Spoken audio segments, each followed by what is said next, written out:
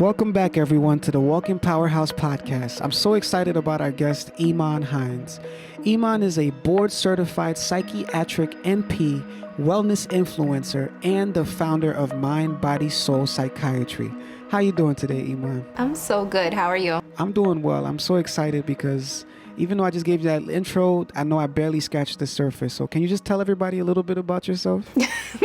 Sure. So like I said, my name is Iman. I am born and raised in New York. My family is from Jamaica. I really bumped into this journey kind of accidentally. When I was in nursing school, it was extremely rigorous. And so I started on this path of like a spiritual journey just to get me through it. And there I met an amazing teacher. I always mention her whenever I tell my story, who inspired me to go on ahead and become a psychiatric nurse practitioner. So that's kind of where it all came full circle. So what areas specifically do you focus on in terms of psychiatry? I am such a jack of all trades. I definitely didn't mean to become one. I definitely thought I would kind of find my niche. But in my training, I kind of purposefully worked in a lot of different fields. I worked in addiction. I worked in inpatient, outpatient. I have an ADHD clinic. I have a recovery clinic for addicts. And I also have, starting up a self-actualization clinic where people can kind of get a really in-depth, different psychiatric experience where we incorporate holistic modalities, with medication if necessary, but really the emphasis on medication alone cannot cure, it can't cure the brain or the soul. We do have to have an all-encompassing approach for the most success. So what have you learned so far about people being able to see them through your psychiatric lenses? I've learned that people can put up really great perceptions. I have patients from all walks of life, lawyers, doctors, patients that might come from lower socioeconomic backgrounds.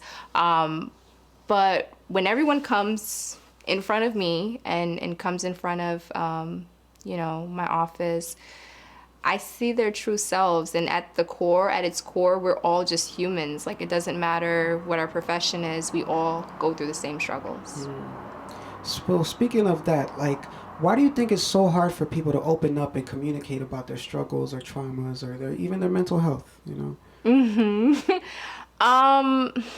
Everyone is different. It can be embarrassing. You're meeting a total stranger. But one thing that I've gotten a lot of positive feedback on is that I make people feel comfortable very quickly. And probably that's because I self-disclose. I always say that at least 80% of the things that my clients have gone through, I've either been through myself or I know someone personally that has. And so I do a lot of self-disclosing to let people know that, hey, I'm human and I've experienced the same thing as you have. So what advice would you give someone who's grown accustomed to internalizing their traumas or struggles? Like, they just don't open up to anybody or anything like that. Like, what advice would you give someone like that? Gotcha. So, certain parts of our mental health, like trauma, that I actually believe can be turned and transitioned into passion. So I always tell people, if you have trauma, if you have anxiety, actually, don't try to push against that. Actually accept it, and look at it as something that has shaped your character, right? So I always self-disclose that I'm a victim of trauma, right? But I turned my trauma into purpose through what I do. Do you get what I'm saying? There's so many people who try to run away from the trauma. They try to run away from the anxiety. No, how about you embrace that you have anxiety, but learn how to kind of create a world that is conducive to you thriving in it with anxiety. That makes sense. Yeah, so how much do you feel like trauma and anxiety and stuff like that affects us on a daily, and not only that, but like it impacts your life, right? But for some reason, it's like not everyone is open to getting help about it. And being that you've helped somebody, you've seen the impact, like we've seen both ends of it, So can you emphasize on why you feel like people don't open up to take care of their mental health? Got you. So first of all, there are a ton of barriers. Let's start with the fact that, the healthcare system is broken, right? There's supposed to be parity between medical health and mental health, meaning your insurance company should cover whether you have a mental condition or a medical condition in the same way. But they don't, to be honest with you. So cost becomes a barrier. Accessibility becomes a barrier. People feeling like they can't find providers that look like them and feel like they would have a connection. So there's tons and tons of barriers. But one thing that I love about this day and age that we're in right now is that, like, that stigma is lifting. We've got celebrities coming out. We've got extremely successful people coming out and saying and admitting that I have a mental health disorder, that I take medication, and that I'm extremely successful. Even on Instagram, look how many, influencers that are in the psychiatric field actually come out and say that, hey, I'm on Lexapro. Hey, I'm on, Prozac, and I'm thriving. So I love that I'm in this space and time where people are not, as nervous. So I think that's kind of becoming a thing of the past, to be honest. So I was checking out Mindbodysoul Psychiatry. I noticed a lot of great reviews. Can you tell us about what you're doing over there? Like, what's going on? Well, thank you. I truly, truly, truly appreciate it. I truly, truly thrive off the fact that my patients do so good, under our care. I think what sets us apart is that we're super chill. I think that's what it is. Like, we're super, super chill. Like, and we really, really value customer service. I always tell patients, let me tell you, like, if you go somewhere and you don't get great customer service, you should immediately exit that place for your mental health. So that is, I really look at it like that. Like, every interaction you have with a business, every interaction you have with your provider should be exceptional. If it's not, then you really should find another one. That's what I think. I'm happy to hear that. Oh, okay.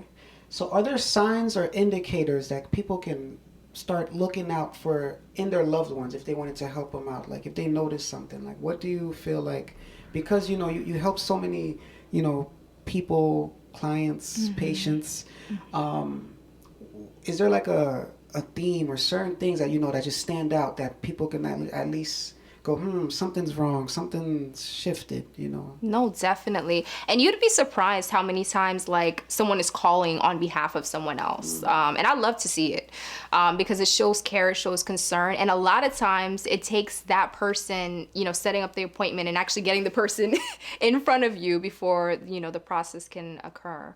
So I truly appreciate referrals like that. But say if we're talking about depression, right? Some signs that you can kind of look for in your loved one is a change from their baseline, right? So some of those changes can mean that they're sleeping too much, they're sleeping too little, they're eating too much, they're eating too little. And I always like to differentiate that ups and downs are pretty normal, but I'm talking about a sustained low mood for 2 weeks or more. That, is clinical depression, and that's when we definitely want to have somebody come in and help and assist.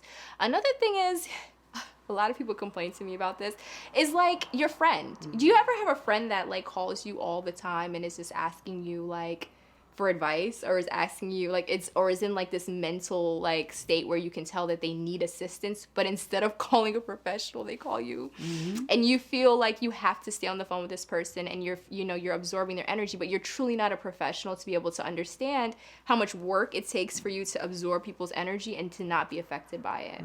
So if you see a friend doing that, then I think that you should definitely tell them, hey, I love you to death, but I really, really think you should seek professional help.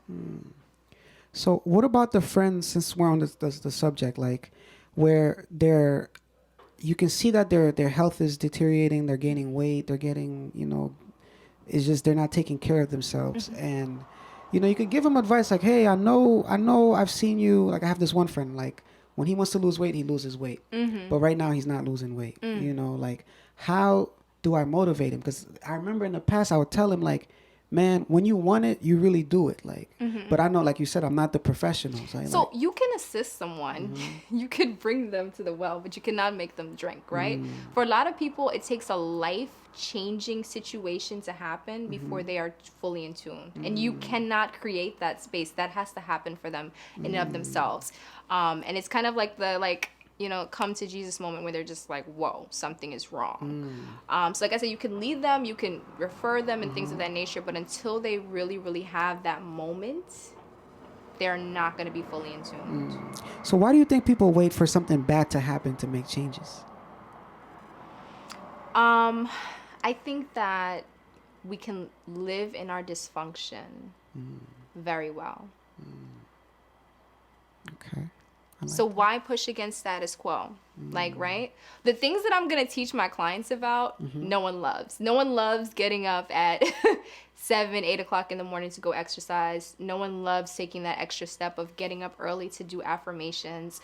But the deciding factor is when you realize that, hey, when I do these things, like, I'm literally choosing happiness.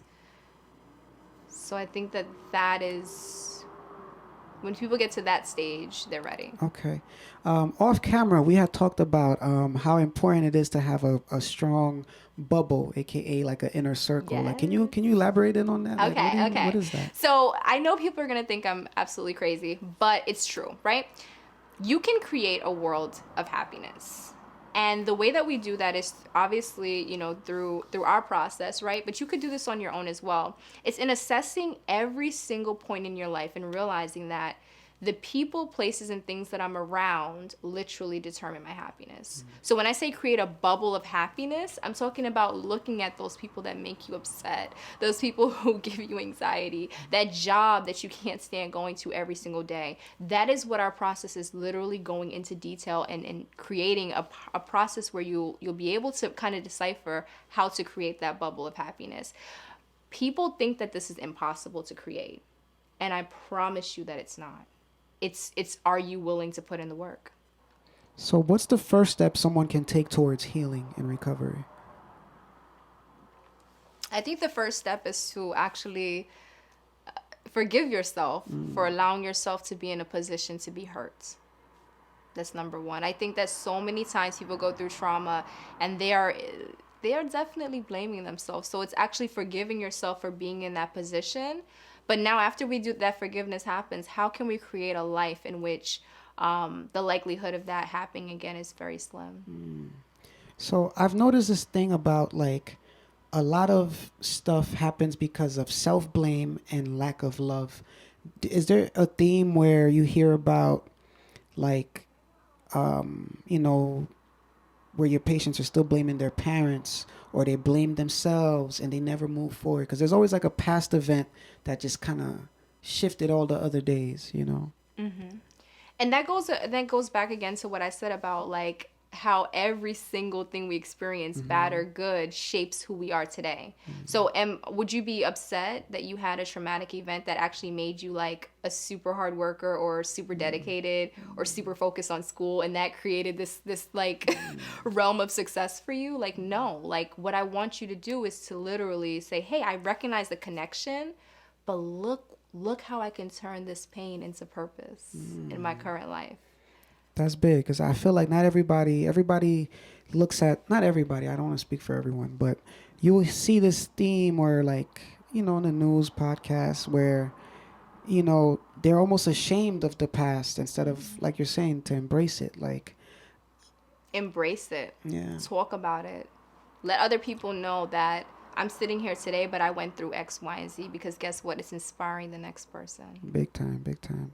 Do you have any experiences that you overcame that you feel like sharing? Definitely. Quite a few. If you could pick one, maybe worth. Yeah. So one thing that was, I guess, first of all, I've had an amazing life. I have amazing parents, right? They are the most loving people in the world. But I had a brother who was extremely, he had a tough life. He grew up in Jamaica. I don't know if anyone knows that process where, your family, comes to America and, for a period of time, they leave their children behind so that they can create that life and then bring their children to that life, right? And so really crazy thing happened is that my mom was actually, she did amazing. She came here. She's such a hard worker. She made great money. She sent back money for my brother to be in like private school, sent amazing clothes for him, right? And the person was actually taking the money and was keeping it. Oh, wow. And put him in front of a TV for most of his early years. And if you know anything about psychology, you know how much that impacts you. So he's had a really, really tough life, you know, and I kind of experienced it along with him. So that was a really challenging thing to go through. But it made me who I am. I don't dwell on it. I don't, wish that anything happened differently. It made me this incredibly strong person that I am today. And also someone that can empathize, right? Right. I can empathize on how like the trajectory of events affected him, right? But I could also say that can't be a part of my life today. Do you understand?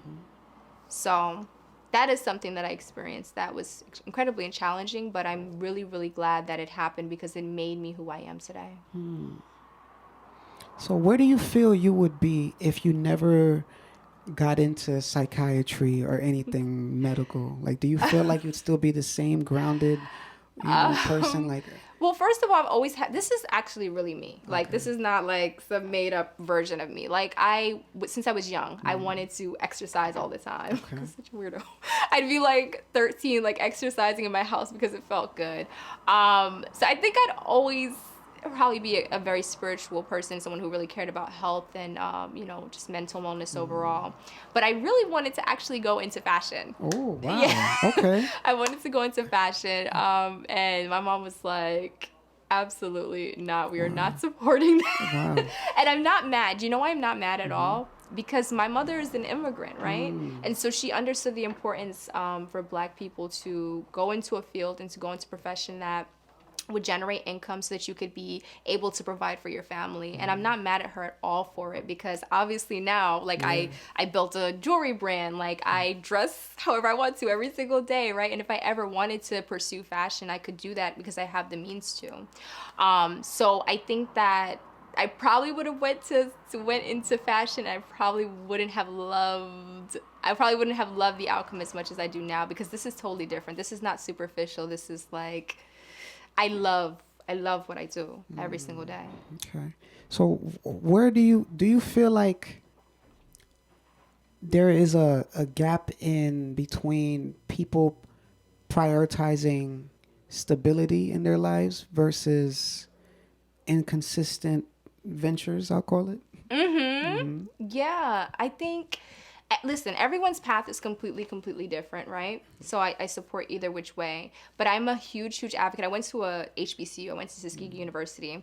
And one of the number one things that Booker T. Washington preached about and what he kind of founded the school on is the fact that African-American people or people of immigrant families, people who come from humble beginnings, it's very important if you want financial security for you to possibly, and this is just one way of doing it, right? But possibly go into fields that are extremely lucrative, entry-level positions, and so that way you have the capital to begin to invest in a really major way. So everyone does this differently and everyone has their own path, but that is just what I was exposed to and kind of reinforced in going to Tuskegee. So in your profession, in your expertise, in your world, like what are some lies that you feel like people tell themselves and you gotta like talk them out of it? That success isn't important. Success is a true indicator of your self-confidence. So we've got people that say, oh, I don't care about money, I don't care about success, I don't care about all these different things, right? But the ability to be self-disciplined, the ability to make something out of nothing, the ability to believe in yourself when no one else believes in you, it is a true testament to your self-confidence. And so success and mental health are directly correlated. So. Wow. I hope you guys are taking notes because she just dropped some bars. It is. Hi, my name is Iman. I'm the owner of Mindbodysoul Psychiatry. I'm excited to share with you our amazing new clinic called the Recovery Clinic. And the reason why it's really near and dear to my heart is because I've had countless calls from families, from patients who are really, really in need of care for opioid use disorder. One of the most amazing and groundbreaking outpatient treatments for this disorder is called SUBOXONE. And what's really amazing is that our company was able to integrate tele-psychiatry with SUBOXONE treatment. So we are able to literally see you virtually in the comfort of your home via tablet, computer, cell phone, and we're also able to deliver the medication to your home in the comfort and security of where you live. It's been an amazing experience thus far. We are so excited to help more patients. Feel free to sign up for an evaluation today at mindbodysoulpsychiatry.com. I'll see you soon.